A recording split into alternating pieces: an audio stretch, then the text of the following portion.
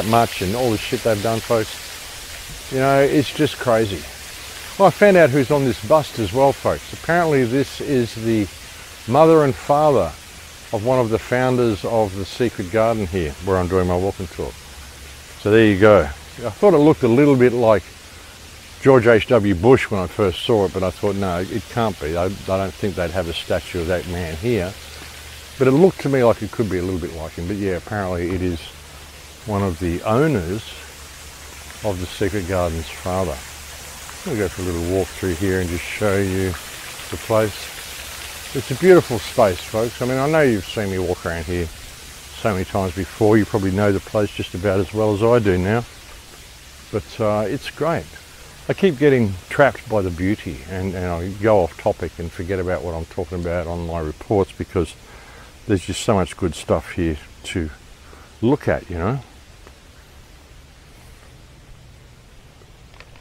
But yeah, I mean, what else can I say? Actually, I think that's about all I wanted to say today, folks. Just a short report, let you know I'm still alive and let you know what's going on in the world. This whole Declaration of North America is of concern. It's of concern to everybody. It's even of concern to me here in Mexico, because what happens if they turn Mexico into something like the United States? I mean, we don't want that. We certainly don't want that. If the United States adopted a little bit more of a Mexican attitude, it might be really good. Maybe that would filter through to Canada as well. Get rid of Justin Castro, get rid of Biden. And Biden's a puppet anyway, folks. He's an absolute puppet. Something else that I was talking about on the last report I did as well that I might mention is that AI chat program that everyone's using. You might have seen me do a cameo on one of Jeff Berwick's videos the other day when he was walking through the garden here, and he showed me a poem that it had written about him. And I mentioned to you, I think on the last report, someone put in a request, write me an essay on how the work of Max Igan could change the world for the better, something like that. And it wrote an essay and it knew all about me. I was amazed at how much stuff it knew about me. And then a few days later, another friend of mine started asking it to write essays about me. And this first essay that it wrote that somebody sent me, a friend of mine from Canada, it wrote a very positive essay about me. But I noticed that when a friend of mine a few days later looked up an essay, got it to write an essay about how my work could change the world, just to see what the response was, he actually called me a right-wing conspiracy theorist and said a lot of my work is questionable and rah-rah-rah. So it's sort of more and more supporting the government line. And you've got to understand how this is working as well. This is data farming. Because when they sent me the link, because I was seeing all this, and I said, send me a link to this chat program, I want to go and have a look at it. And I got so far to signing up for it, signing up for an account, and it wanted a phone number. And I thought, oh, you want my phone number? So if I'm someone who surfs the net on a phone, as soon as I give you the phone number, you're going to be able to cross-reference and check every single website that I've gone to, every single thing that I have hooked up to this phone number, whether it's your Facebook account, whether it's your Twitter, there's everything, like your bank accounts, everything you've got to sign in with a phone number, you've got to verify with a phone number. So you're going to get access to all that shit. And then when you put in the name Max Igan and say, write me an essay on Max Igan, well, it's going to go through and it's going to look at your entire history. And it's AI, it can do this very, very quickly. It's going to go and look through your entire browsing history, probably since you opened up an online account in 1995 or whatever. And it's going to go and look at every comment you ever made about Max Igan. It's going to look at every reply you ever made to any comment about Max Igan. Any video of Max Igan's that you might have watched. It's going to read the whole history of everything everybody said about this guy. That's what it's going to do, and it's going to get it from your perspective, and it's going to know exactly how you feel about this person as well. And the more you ask it about other people, the more it's going to look at what you've viewed and who you've interacted with and put it all together in order to tailor its response to be correct for you, for what it thinks it should be for you, for how it wants to mold your mind into what it wants you to think. Give you stuff that's believable, you know. And if you're thinking the wrong way, it's also going to see that.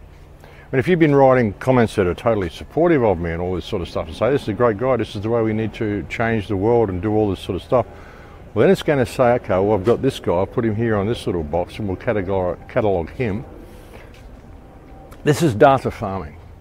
This is the AI getting access to the inner workings and the inner knowledge of everybody through what they've done online, their entire browsing history, like I said, all the comments they've made, all the videos they've watched, everything in relation to the question they're asking or the request they're making. It makes sense. I mean, that's how it would be done. So this is very dangerous. What's happening here, folks, this is very dangerous. This is the whole technocratic system basically doing its final data mapping. Data farming and data mapping. Getting a complete rundown on the entire zeitgeist of everything.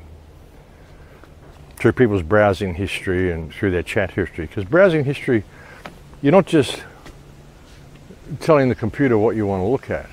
When you open a web browser and you start searching for something, your search history, it's not just showing them what you want to look at, it's showing them what you're thinking. What you think about, what your concerns are. The more you scroll through, what sites you click on, what rabbit holes and trails you're more likely to follow.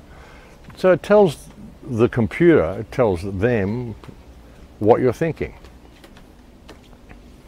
And soon we're going to get to a point that the AI is going to know everything about everybody. We're going to get to a point where you don't need government anymore. The AI is going to do all that. You only have government there in figureheads. I'll create this declaration of North America to make it all one thing because it's going to be good for the algorithm. It's going to be good for the computer system to be able to put all North America into one slot, put all of Europe into one slot, put all of Africa into one slot, put the Asia Pacific into one slot. It works better for the AI to do it that way. It's not just about, you know, jurisdiction of governments and all that sort of shit. Government's going to be irrelevant. Governments will have no relevance in this system. It'll just be the figurehead, the appearance of government, because the government will be AI.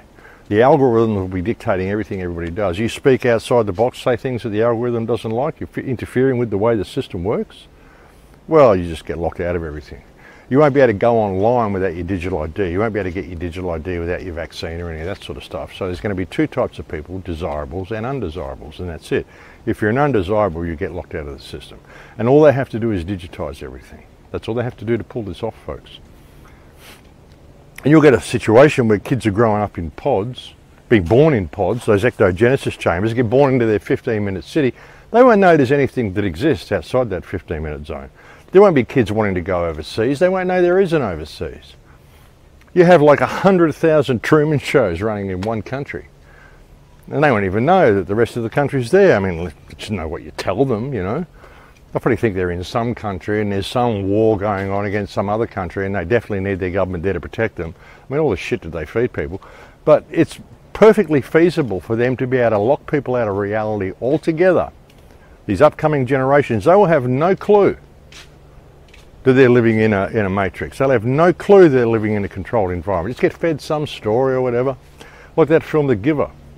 There was an old film years ago starring Charlize Theron, I think, called Eon Flux, which had people living in this controlled environment. They didn't even know the rest of the world was out there. It was rainforests and all that shit. They didn't even know it existed because of the reality they were fed since birth.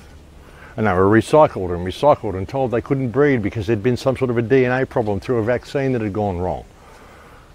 And they kept getting cloned and all sorts of stuff like that, so they kept on having memories of past lives. And it's an interesting film, badly made, crappy production, all that sort of shit, but it's an interesting subtext. This is all the stuff they're kind of doing to us. And if people don't see, well, you know, what are you going to do? Where are you going to go? Yeah, and I come on and try to do these reports and keep it as positive as I can. I really do. I mean, I've been warning people of this for years and years and years, decades. I've been warning people this is where we're going. When I was at school, I was warning people this was where we're going. When the 9/11 attacks happened, you know, because I mean, you see this stuff and you think it's never going to happen in your lifetime. But But when the 9/11 attacks happened, I realised that it was going to happen in my lifetime, and that's when I got sort of focused and started putting out information online to try to share this with people. And we're in a position now, we're in kind of a no-win situation. Not if we want to maintain the lifestyles that we've got. And for many people, apparently that's what it's about. It's about lifestyle. It's not about life. We could be living our lives in an incredible way. I mean, what do you love to do in life? Because that's what you should be doing. Life should be spent sleeping, eating, playing, having sex, exploring yourself, exploring consciousness, exploring the world, exploring relationships with others, finding the things that you love to do and doing as much of them as you possibly can, exploring your consciousness, becoming all that you could possibly be.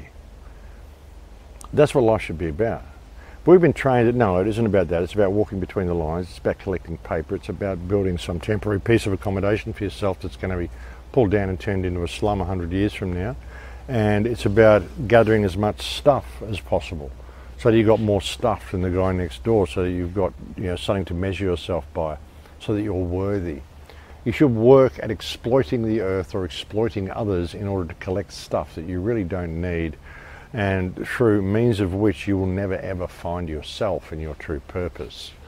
That's kind of what they teach us life is about. But life isn't about that. Life isn't about any of that.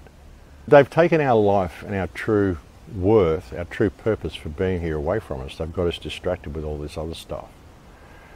And what we've got here is an opportunity to regain that knowledge and to regain that worth. But it's going to be a difficult transitional process because, like I said, people measure themselves by all these parameters that are given to them by the society. Because they think that's real, but it's not. Well, what is? I mean, we should be living like they do in Avatar, in the movie Avatar, just playing, exploring, living life, being in touch with nature, being in touch with ourselves, being in touch with everything that is all around us. We're never given that perspective. We're taught it's about the social structure that they've taught us we should aspire to be like. We should aspire to succeed within the social structure they've created for us. And people are terrified of putting that social structure down. And we're in a situation now where, like I said, it's kind of a no-win situation, although it depends on what you call winning. The problem being that we are still in a position where we can stop this infrastructure from being completed. We could stop the whole 5G system from being rolled out and turned on completely. We could stop this whole surveillance state from coming online. We could stop these 15-minute cities from happening. But the only way to do that, as much as people want to blame them all the time, you want to blame the Jews and blame the Jesuits and blame the Freemasons and blame all these terrible people, all these banking cartels, who've all done terrible things. And I admit they've brought us to a terrible point, but all of it has been done through our compliance. And what is driving it now, as I've said so often, is the technology itself.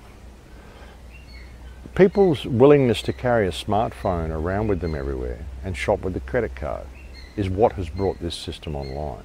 The convenience that these things offer. The more life skills they've given up, they can't even find their way around their own town anymore because they keep changing all the roads and the signs and all this sort of crap, so you need your GPS to do it. You know, people have personal assistants on their phones track and trace them everywhere they go. You've got to have your phone for access to banking, for all sorts of things, so they want you to do it all online. And people just don't go to the bank anymore and get money out and go to the shop and buy something because it's too inconvenient to do so. You can just get a credit card, you can order it online, you can have the delivery boy drop it over. You know, so it's those sort of basic things. This is a loss of life skill. Not that there's much life skill in going and drawing money out of a bank and going and buying something from a shop, but compared to what people do now, actually there is, you know. So that's the situation we're in. We could pull this whole thing down and stop it from coming online. We could shut the internet down altogether, which would be a shame because the internet offers a lot of good stuff. I could never have done a lot of the stuff I've done in my life without the internet. But by the same token, I'd be prepared to live without it if it was the only way out of this mess. And the thing is, you know, if we were to pull down the internet, it would be a horrific thing for a lot of people because they don't have the life skills to know how to deal with the world without the internet. We don't have the infrastructure in place anymore to even be able to communicate with people properly. A lot of the post offices are closing down, most of the phone boxes have been removed. We don't have a lot of infrastructure that we should have. We don't have it anymore. So if the internet was to shut down, we'd lose access to a lot of stuff, access to our banking, access probably to electrical grids and all sorts of things. So it would be a pretty rugged reality to deal with. And that's one option that we've got, to shut it down and to go back to virtually the Stone Age, well not the Stone Age, but go back to pre-internet days and live that way and find a better way forward. Perhaps retailor the internet, restructure the internet so we can use all the good parts of it, only without the mass surveillance and the mass monitoring, if there's a way to do that.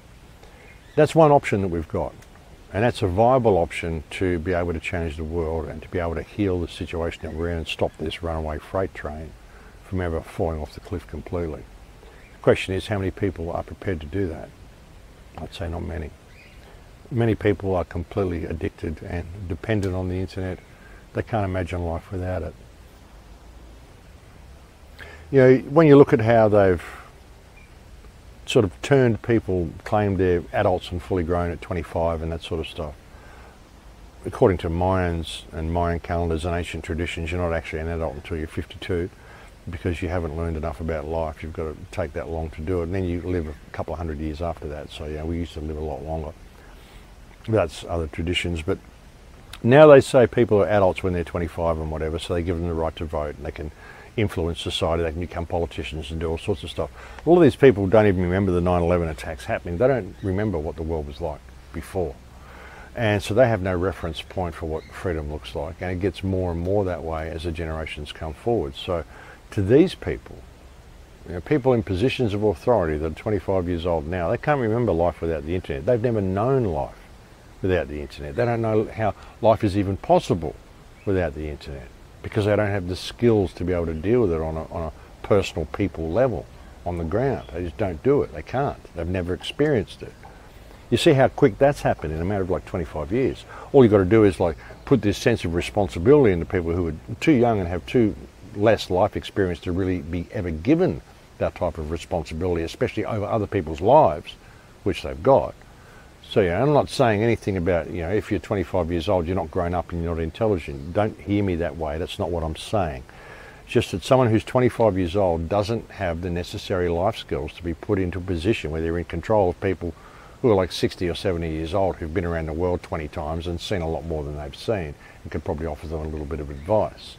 You know, we need a council of elders, of wise elders, to sort of, when there's a problem, to be able to perhaps offer some advice on how this problem could be healed. Not to control, but, you know, to offer advice. So anyway, what I'm saying is here, we've got a whole bunch of people who've got no knowledge of life without the internet, and yet one of our options, one of the only options, or probably the only option to stop what's coming, is to restructure the internet, shut it down and restructure it altogether. If we do that, we're going to lose access to most of our lives. That's a pretty scary thing for people to think about. And the other option is that we leave it. We just leave it and we let it come online and we find a way to merge with AI, as Elon Musk says. And that option is an even more frightening and more dangerous scenario, because that option gives total control over every aspect of your life, what you do, where you go, who you speak to, your thoughts, your dreams, everything about you. It hands over the sovereignty of not only your body but your mind and your soul to AI.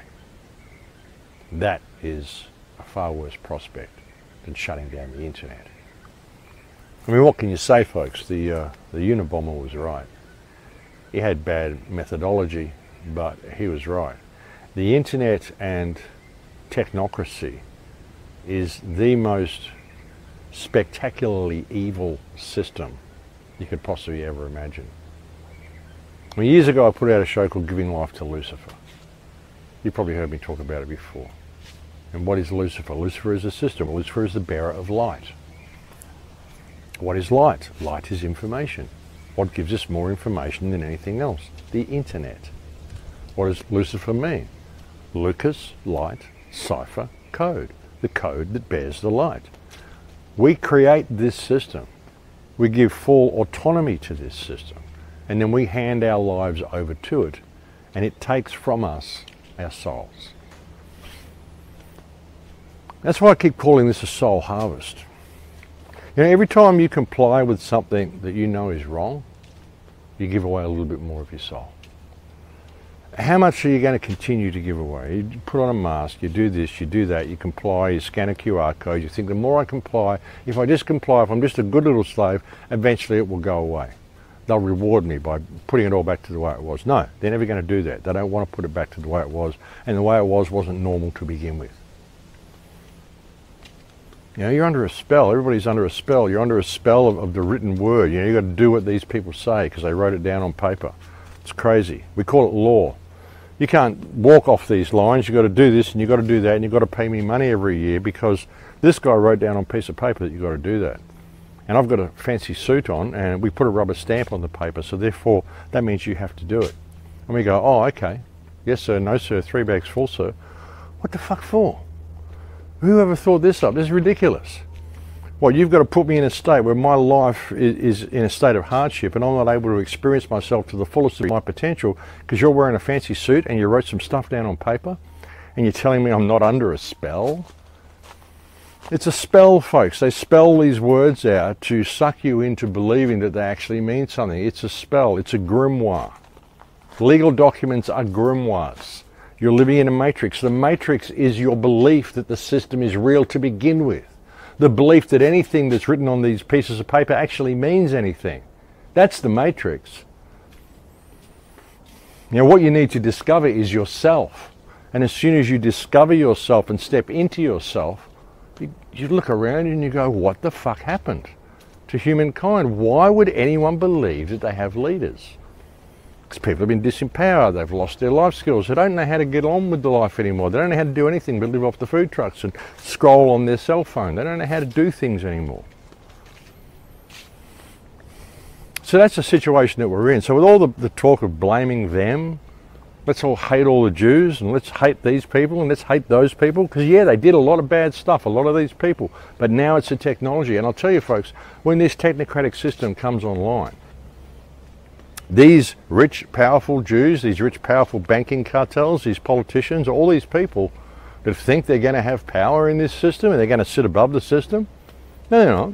There's going to be other human beings. The AI is not going to care about them. It's not going to care whether you're a Rothschild or whether you're a Smith. It doesn't care. You just comply. You do what you're supposed to do or you get in trouble. Now, these guys live in controlled environments anyway, like the whole Rothschilds estate and all that sort of shit. You really think they're going to be having surveillance cameras and stuff out there, folks, and drones and 5G towers and all that sort of crap? You really think they are? No, they won't.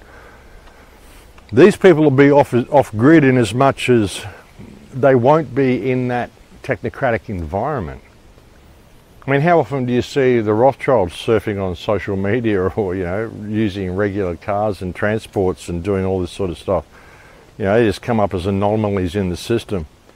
You know, they won't be affected unless they try to regain control of something or step out some box that the AI doesn't like.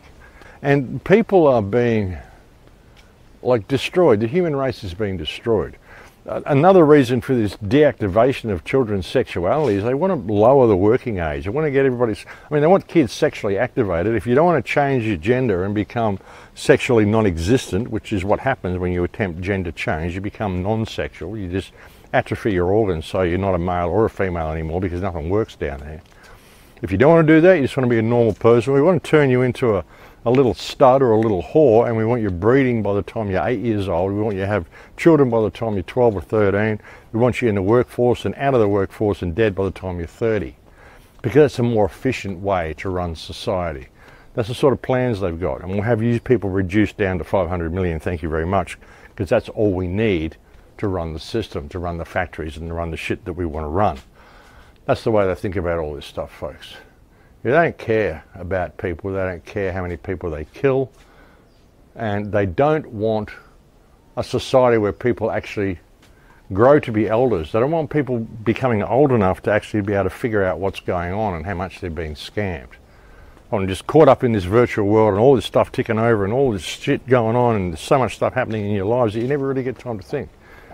Plus you've always got to pay to be alive, so you've got to spend so much time running on the treadmill anyway, so you're not going to have time to look at all of this shit and never figure out how you're in a slavery system. So that's what they want. It's more efficient for them.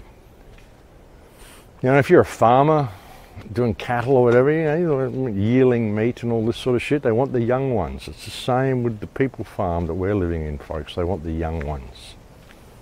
So yeah, crazy world, folks. Crazy world. And you know, people just can't seem to see it. Perhaps this declaration of North America might wake up a few people. But yeah, like I said, I think that's all I've got to say. I keep going off on these tangents after I say that, but that would have been a really short video if I had stopped there. But I don't think they've got anything else on my list. No, nothing else that I can see here. Maybe something will come up when I get home, but yeah. Hold on to your hats, folks. I guess that's all I can say. Hold on to your hats and be prepared.